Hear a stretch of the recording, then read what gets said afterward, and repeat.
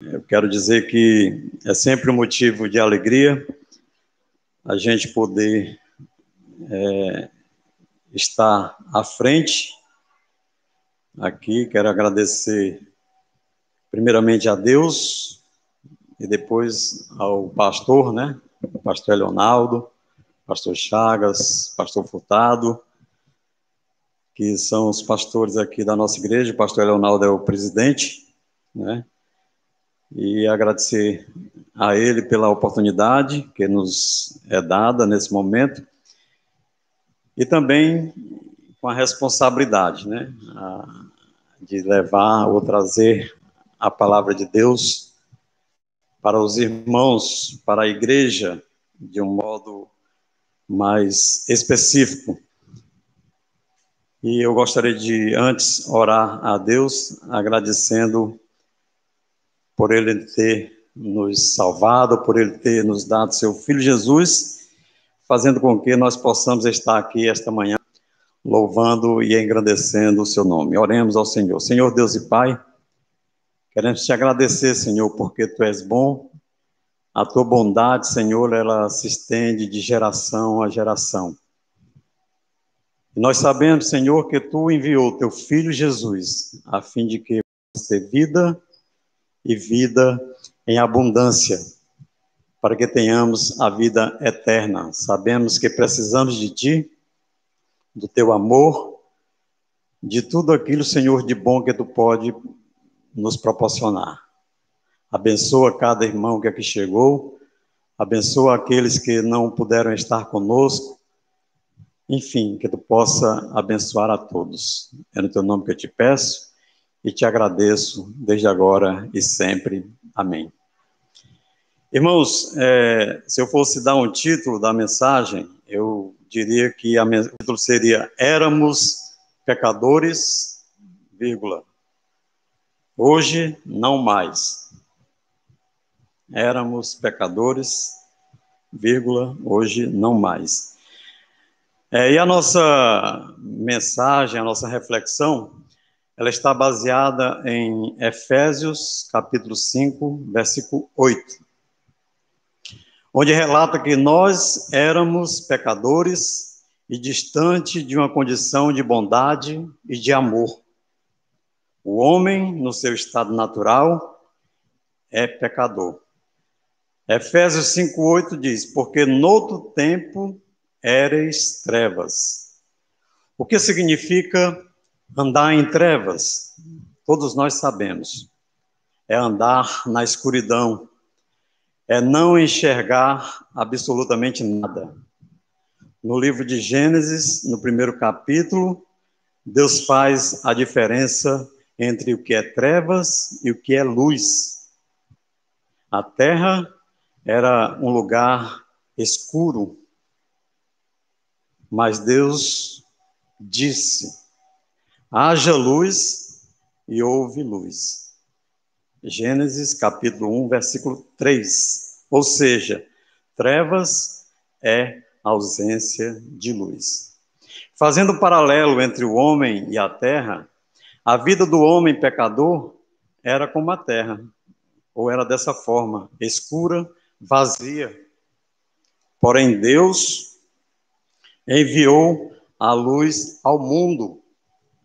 Aí entenda-se esse mundo, você pode considerar a terra ou você pode considerar o homem pecador. Então Deus mandou seu filho Jesus, onde ele mesmo diz, eu sou a luz do mundo. Pesquisa na Bíblia que está aí em João, capítulo 8, versículo 12. Para que possamos entender essa situação do homem pecador, se faz necessário entender o que é pecado. Então, o que é pecado? É a violação, aqui é um significado, digamos assim, normal, né? Pecado é a violação de um preceito religioso ou desobediência a qualquer norma ou preceito. Então, pecado é uma desobediência, uma violação daquilo que deveria ser certo, daquilo que você deveria, digamos, fazer corretamente. Então, eu prefiro considerar e dizer que pecado é tudo aquilo que desagrada a Deus.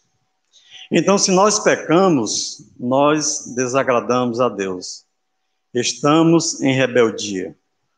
Essa é a condição que o pecado nos coloca. O distanciamento de Deus, isso provocado por nós, né, pelo homem. Pois Deus, ele abomina, ele aborrece o pecado. Então, até aqui, está tudo muito claro, né? Luz, trevas, pecado, Deus, o que Deus gosta, o que Deus não gosta. Então, a palavra de Deus diz que Deus aborrece, Deus abomina o pecado. Porém, ele ama o homem, o pecador, né? Então, quando nós estudamos o livro de Gênesis, está lá bem claro, o homem, ele é o protagonista, como nós ali estudamos. Quando Deus fez a terra, quando Deus fez o homem, ele colocou o homem ali no jardim do Éden e disse, ó, a terra é você que vai cuidar. Então, o homem, ele tem um papel, digamos assim, especial. Ele tem um papel primordial. Ele tem um papel, digamos assim, importantíssimo, que foi o que Deus colocou. Então, o homem, eu, você, aqui o homem, entenda-se todos, né? Homem, mulher, criança, jovem, adulto. Então, todos fomos criados por Deus. E todos somos importantes para Deus. O filho do pecado, ele tem algumas características. Ele anda na fornicação, ele é impuro, avarento, devasso, idólatra e muitas coisas mais. Então, se nós observarmos, o filho do pecado, ele, digamos assim, é constituído de coisas abomináveis e que Deus, digamos assim, detesta. Quantas coisas horríveis somos quando não temos Deus no nosso coração. Quando não aceitamos a Cristo, e que isso, essa atitude de pecados, nos separam de Deus, nos distanciam do Criador. Então, Paulo, na sua carta aos Efésios, no capítulo 5, versículo 1 e 2, ele nos diz o seguinte: sejamos imitadores de Deus. Imitar Deus significa que devemos andar conforme a vontade de Deus. E como é isso? Ele relata, como filho amado, obediente. Então, todo pai, toda mãe, ela gosta do filho quando esse é obediente. É claro que ela também gosta do desobediente, assim como Deus também gosta. Mas o obediente, ele tem, digamos assim, uma coisa boa, aliás, muitas coisas boas, mas uma das coisas boas que ele tem é o que Deus tem preparado para ele. Então, o segredo do filho obediente é o amor. E aí o amor, ele também tem algumas características. O amor, ele se entrega, ele se oferece, e a palavra de Deus diz que o seu perfume é suave. O amor tem pelo menos 3 características que nós devemos, digamos assim, nos colocar: a bondade, a compaixão e a prontidão. Está sempre pronto. Veja como Deus age para conosco. No Salmo 103, versículos 8, 10, o Senhor diz assim: o Senhor é misericordioso, compassivo, longânimo, benigno, não repreende perpetuamente, nem conserva para sempre a sua ira. Não trata segundo os nossos pecados, nem nos retribui. Ou seja, Deus, ele nos castiga, como diz o versículo, mas ele não é perpétuo nesse castigo. Na repreensão, ele não é perpétuo, porque Deus, ele também, ele corrige, mas ele dá também o afago, ele retribui com amor, mesmo sendo nós ainda pecadores.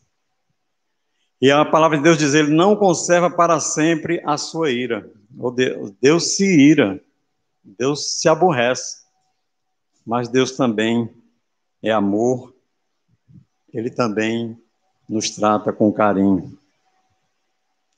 Não trata segundo os nossos pecados e nem assim nos retribui. Ou seja, não é que nós podemos pecar à vontade, não é isso. Mas é que Deus, ele está sempre pronto a nos perdoar, a perdoar os nossos pecados, as nossas falhas. Então, pela descrição que temos de Deus, podemos dizer, sem a menor cerimônia, o quanto muitas vezes nos distanciamos dele, o quanto estamos distante de sermos imitadores dele. A característica pecadora, geralmente, ela é vingativa.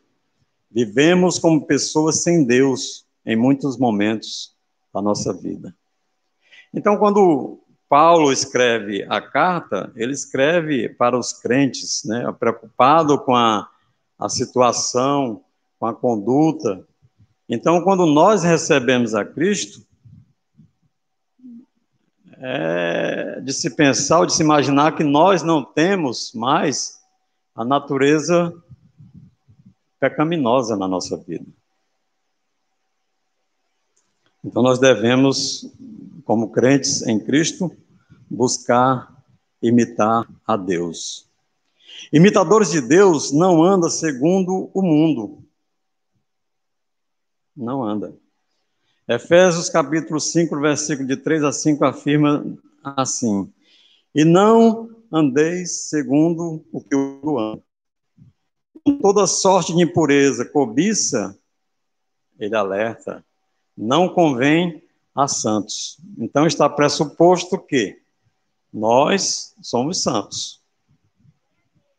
Né? Então não convém aos santos a impureza, a cobiça ou qualquer outra coisa. Porque se assim procedemos, não temos parte com o reino de Deus, não temos a herança de Deus na nossa vida. Então Deus, ele é justo, ele é fiel, é compassivo, é longânimo, é bondoso, mas também é justiça. E Deus, ele cabalmente, ele cumpre a sua justiça na vida de todo aquele, seja crente, seja incrédulo.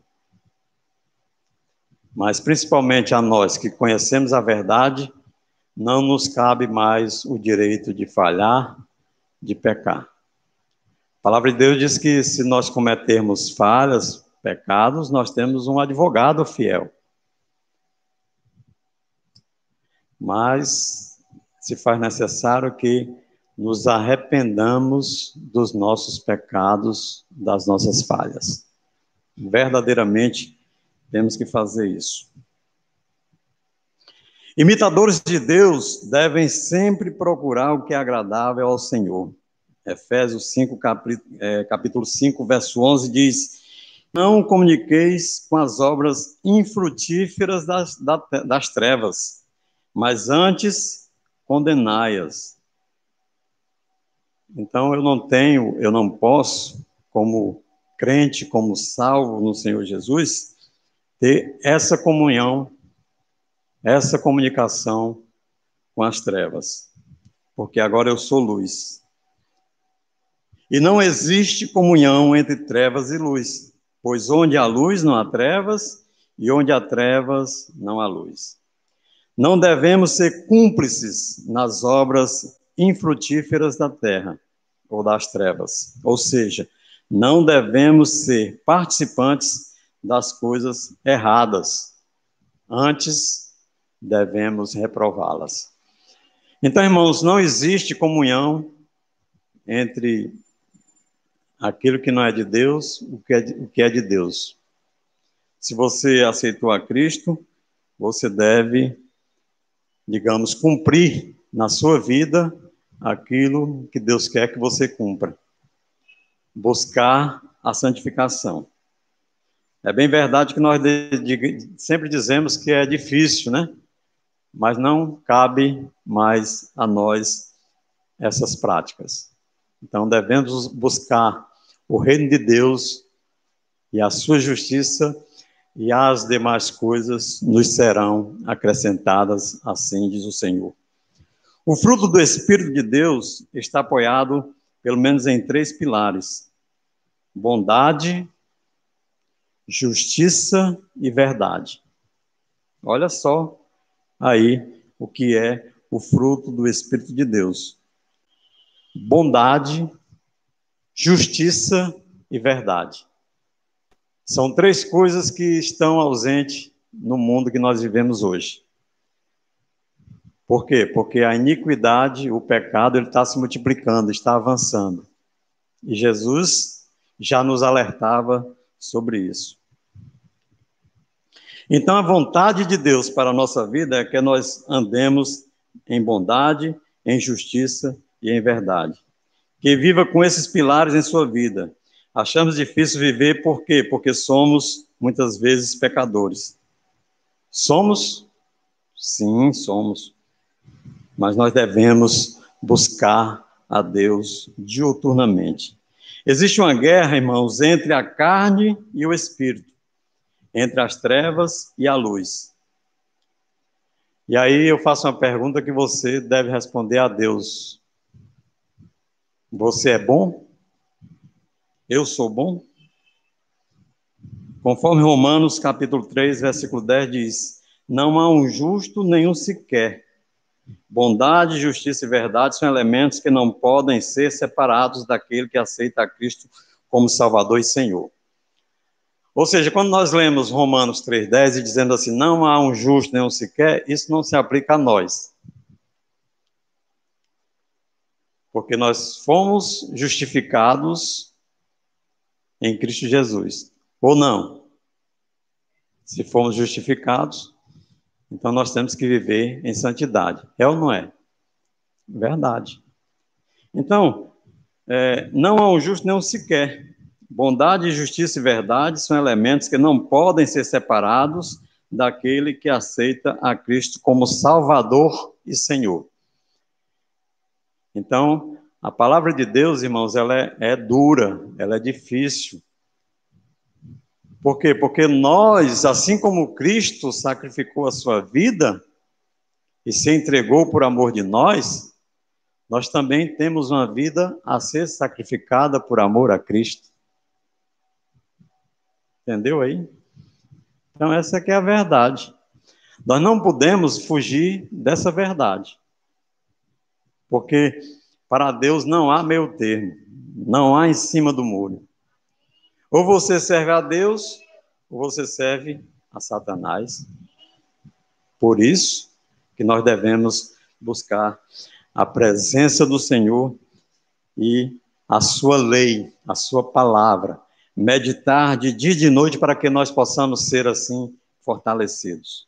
Nós somos o resultado do amor de Deus, da ação de Cristo em nossa vida. A sua morte e ressurreição não foi em vão. Paulo, apóstolo, ele já exortava o povo daquele tempo com relação a esse sentimento de andar com Deus, que significa amar a Deus. Em Efésios, capítulo 5, versículo 2 diz: andai em amor como Cristo nos amou, e se entregou por nós em oferta e sacrifício a Deus em cheiro suave. Então, assim como essa ação de Cristo por nós. Foi um amor demonstrado por Deus, o enviando para que assim pudéssemos ter vida e a vida eterna. Também nós vamos aqui abordar um pouco do amor que nós temos que ter a Deus.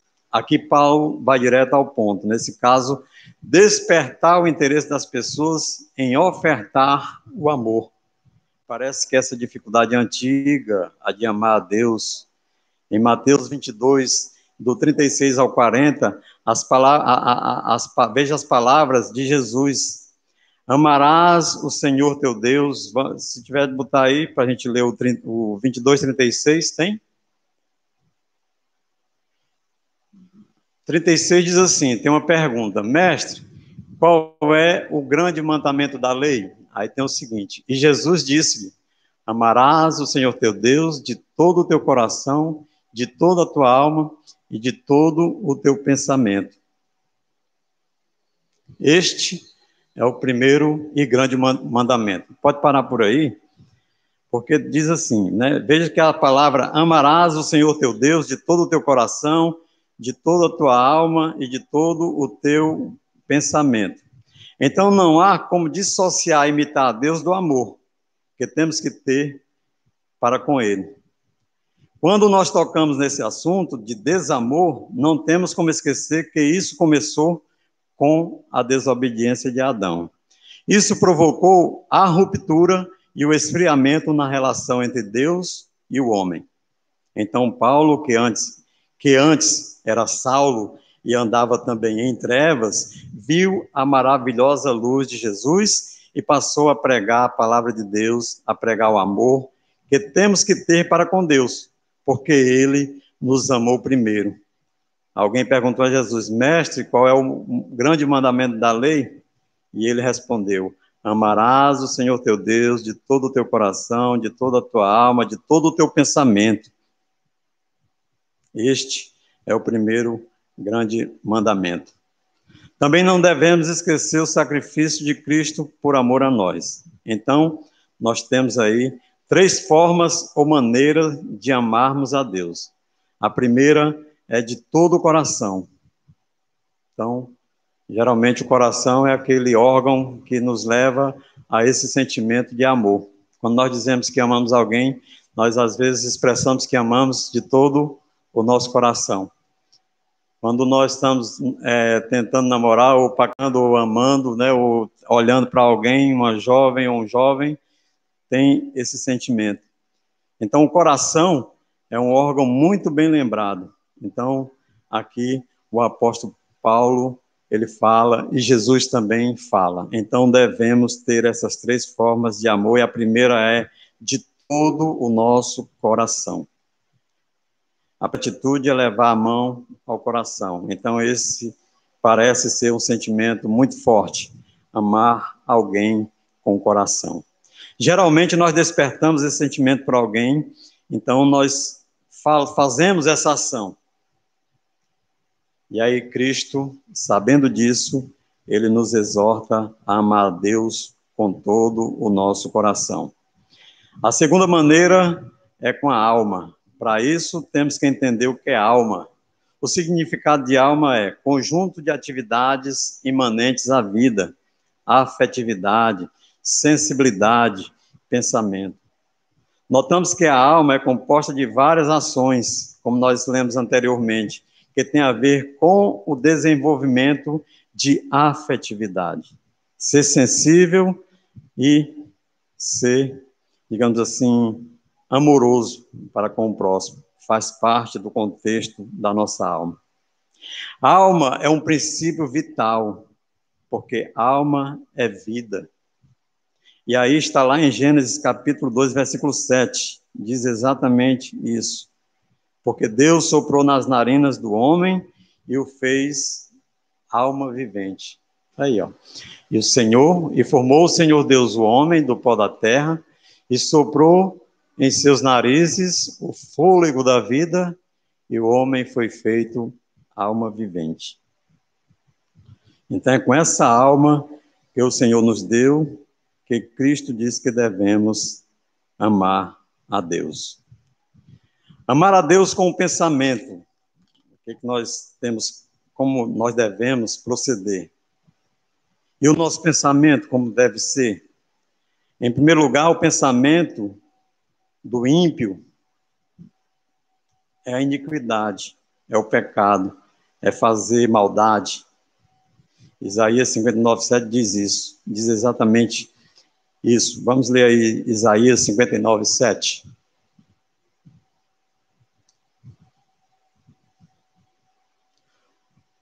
Aí é os pés dos ímpios, ó. Os seus pés correm para o mal e se apressam para derramar o sangue inocente. Os seus pensamentos são pensamentos de iniquidade, destruição e quebrantamento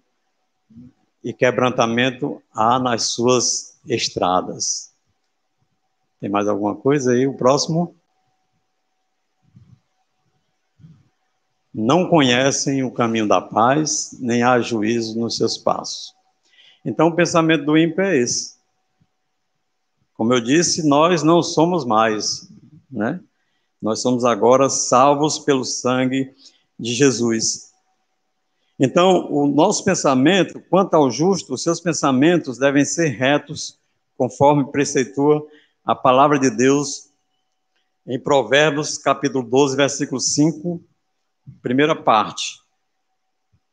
Vamos ver aí o que diz Provérbios 12, 5.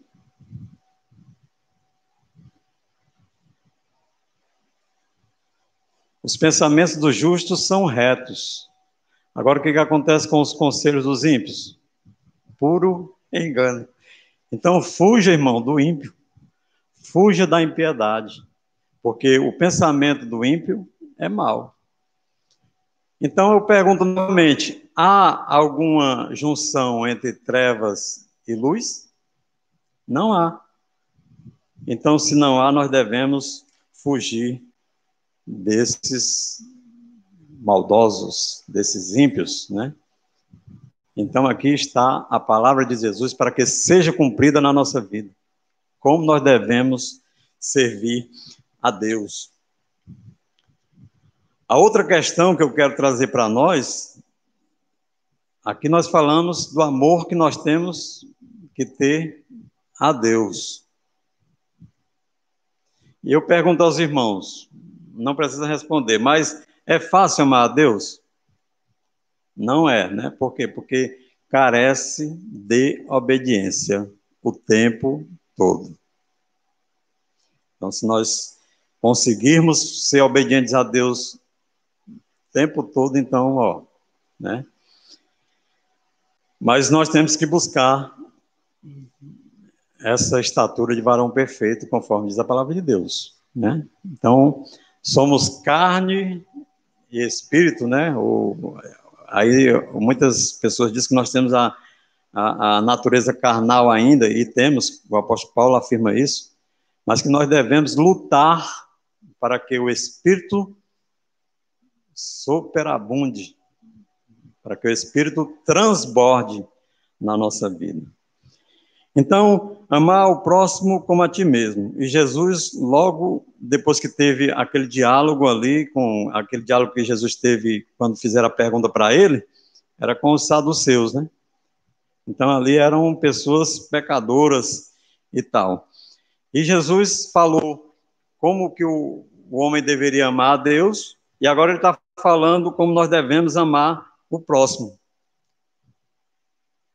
E Jesus disse logo assim, imediatamente, e o segundo mandamento, que é semelhante a este, ou seja, ao primeiro é, amarás o teu próximo como a ti mesmo. Destes dois mandamentos dependem toda a lei e os profetas. Veja aí Mateus 22, do 36 ao 40.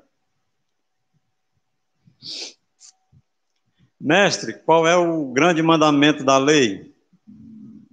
Nós lemos, né? Jesus falou, amarás o Senhor teu Deus, de todo o teu coração, de toda a tua alma, de todo o teu pensamento.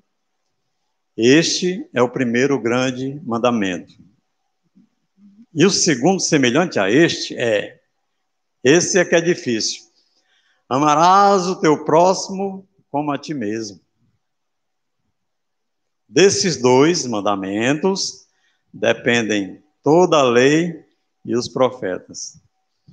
Então, irmãos, o segundo mandamento, ele é tão difícil quanto o primeiro mandamento. Amar a Deus, beleza, né? Temos até assim, pensamos duas vezes, né? Porque Deus é soberano, Deus ele enviou seu Filho para que nós tivéssemos vida e vida em abundante. Então, existe uma razão para que nós, digamos assim, amemos ao Senhor. Mas mesmo assim, nós não fazemos isso. Então, a diferença, por exemplo, Jesus e Paulo, parece que estão falando aqui a mesma coisa. A diferença é que Jesus estava falando para incrédulos, separados, inimigos de Deus. Enquanto Paulo está exortando a igreja, ou seja, está falando para crentes amados por ele, e por isso ele tem essa preocupação. Então, amar o próximo é ter essa preocupação, é levar a palavra de Deus, mesmo para os salvos, a fim de que eles continuem firmes no caminho do Senhor. Por isso que ele relata em Efésios 5:8, porque outrora erais trevas, porém agora não mais, pois sois luz, ou seja, não devemos mais ser praticantes das coisas erradas, porque as coisas velhas, elas se passaram. Pois tudo se fez novo e agora devemos andar na luz, porque somos da luz. Nós somos o sal da terra e a luz do mundo, portanto, quem aceita Jesus jamais andará em trevas. Falando assim é simples, porém a prática não é tão simples.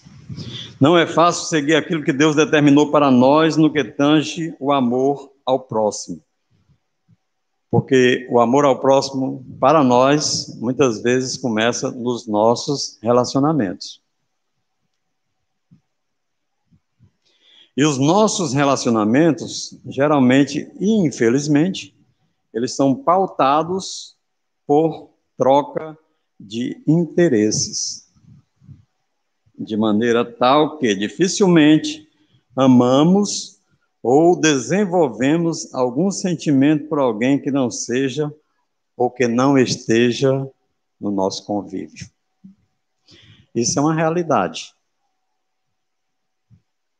Então, nós temos que cuidar dos nossos relacionamentos, mas também temos que cuidar daqueles que não fazem parte do nosso relacionamento. Porque não devemos, digamos, ter esse tipo de situação ou de interesse. Porque se somos crentes, o amor de Deus está em nós, e esse amor que está em nós deve ser distribuído para os outros. Então, é um momento de nós refletirmos sobre isso. Tem um dito popular que diz que se queremos ser vistos e ser lembrados, temos que, para ser lembrados e vistos, temos que estar presentes. Então, precisamos ser vistos para ser lembrado. E tem outro que diz assim, aquilo que os olhos não veem, o coração não sente. São dois esses pensamentos, são pensamentos de Satanás, viu? Porque os olhos do Senhor estão. Então, nós que temos o Senhor Jesus na nossa vida, esses exemplos que eu acabei de citar, não se aplica à nossa vida. Esse exemplo não se aplica aos filhos de Deus. Então, amar o próximo é tão importante quanto amar a Deus. A declaração de Jesus no seu ensinamento torna essa ação de amor uma obrigatoriedade para os cristãos. Pois, lembro novamente, ele estava falando para pecadores. Então, de maneira que, probatoriamente, amar ao próximo para o crente é o que deve ser. Então, irmãos, recapitulando, temos que ser imitadores de Deus, como filho amados que somos. Por esse motivo, temos que amar a Deus sobre todas as coisas, com toda a nossa força, com todo o nosso entendimento. E terceiro, amar ao próximo como a nós mesmos.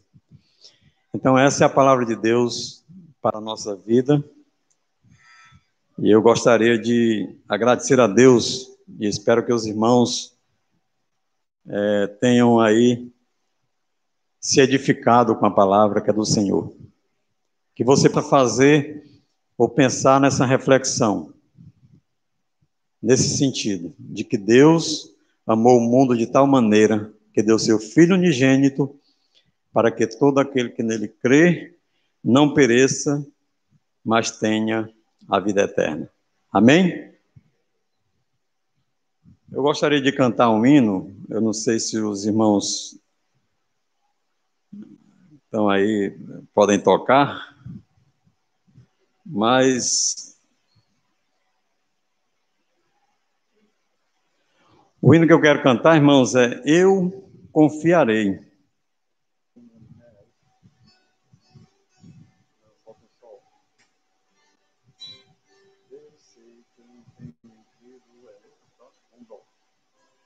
Eu sei que tenho crido. Os irmãos quiserem ficar em pé, se o pessoal aí tiver a letra também ajuda, né? Eu confiarei. Quem canta é o Nani Azevedo. E é uma letra muito bonita e que fala da confiança que nós devemos ter no nosso Senhor Jesus Cristo. Porque Ele é poderoso para fazer muito mais por mim e por você. Eu sei quem tenho crido, também sei que Ele é poderoso para fazer muito mais por mim. Eu sei quem tenho crido, também sei que Ele é poderoso para fazer muito mais por mim. Não vou murmurar, não vou reclamar, vou erguer as minhas mãos e adorar. Não vou murmurar, não vou reclamar, vou erguer as minhas mãos e adorar.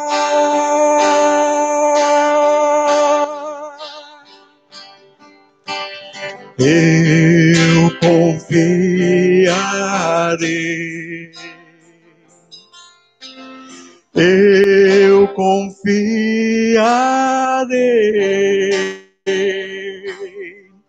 Quando os homens não acreditarem, quando as portas se fecharem em Deus, eu confiarei. Não vou murmurar, não vou murmurar, não vou reclamar, vou erguer as minhas mãos e adorar. Não vou murmurar, não vou reclamar, vou erguer a minha voz e adorar. Eu confiarei. Eu confiarei.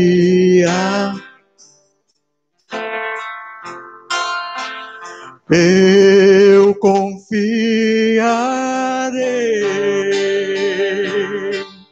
Quando os homens não acreditarem, quando as portas se fecharem, em Deus eu confiarei.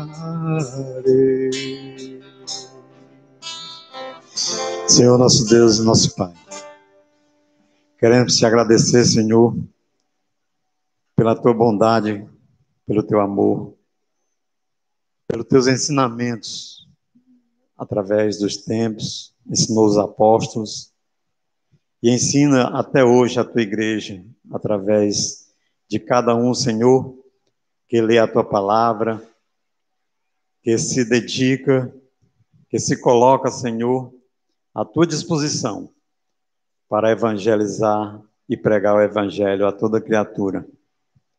Sabemos que o mundo está de mal a pior, mas só há uma maneira que possa modificar o mundo, que é a tua palavra pregada aos pecadores. Que ela possa, Senhor, fazer guarida no nosso coração e no coração de todos aqueles que estudam a tua palavra, para fazer, Senhor, e multiplicar os teus filhos sobre a face da terra. Abençoa a tua igreja, abençoa os líderes, os pastores. E que logo mais estejamos à noite aqui para continuarmos louvando e engrandecendo o teu nome.